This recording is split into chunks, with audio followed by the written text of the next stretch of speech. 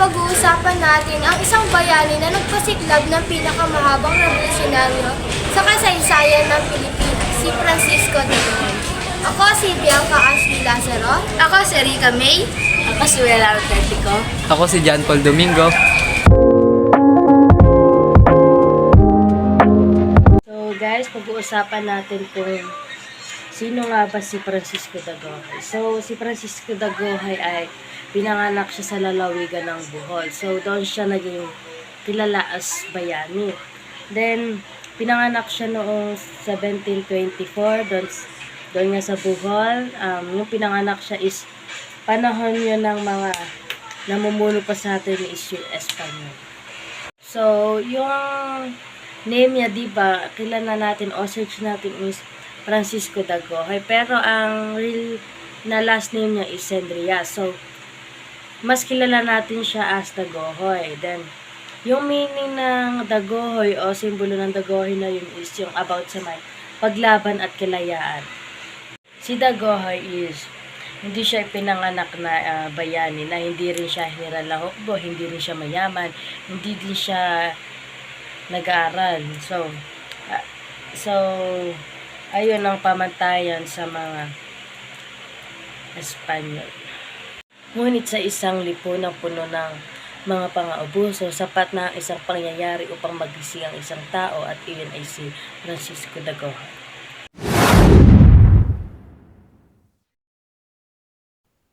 Ang salitang Dagohoy ay nagmula sa Cebuano Visayan phrase na dagon sa huyuhoy na nangangahulugan ng talisman, amulet of bliss.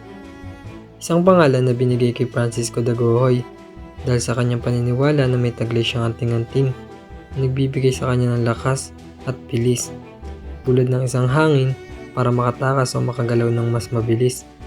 Siya ay isang bayani sa kasaysayan ng Pilipinas na namuno sa pinakamahabang himagsikan laban sa mga Kastila. Ang pangalan Dagohoy ay hindi lamang simbolo ng agimat at bilis. Ito ay naging sagisag ng matapang na paglaban laban sa kolonyal na kapangyarihan. Mula sa simpleng mamamayan ng Bohol, umusbong si Francisco de Godoy bilang pinuno ng pinakamahabang pag-aalsa sa kasaysayan ng Pilipinas. Isang laban na nagpatuloy kahit matapos ang kanyang kamatayan.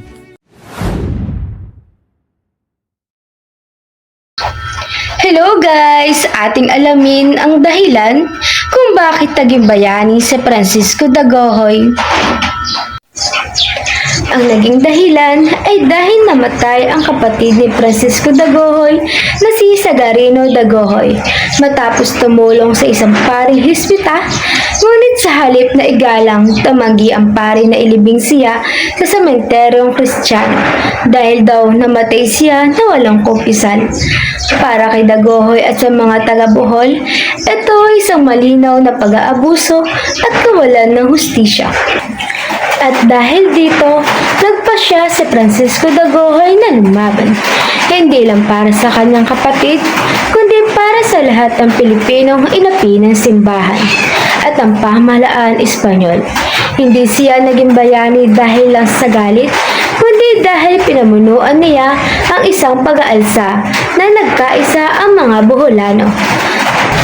Ang Rebellion de Godoy ang naging pinakamatagal na rebellion sa kasaysayan ng Pilipinas na tumagal ng halos 85 taon. Kahit pumanaw na si de Godoy, nagpatuloy pa rin ang laban, patunay na lakas ng kanyang ipinaglaban. Established an independent government in Bohol and fought for autonomy, honored with monuments and a town named after him. He was a cabeza de barangay or barangay captain. He remains a hero symbolizing Filipino courage, unity, and the fight for freedom against colonial injustice. Republic Act No. 11444 declared July 4 as Francisco de Godoy Day, a special non-working holiday in Bohol.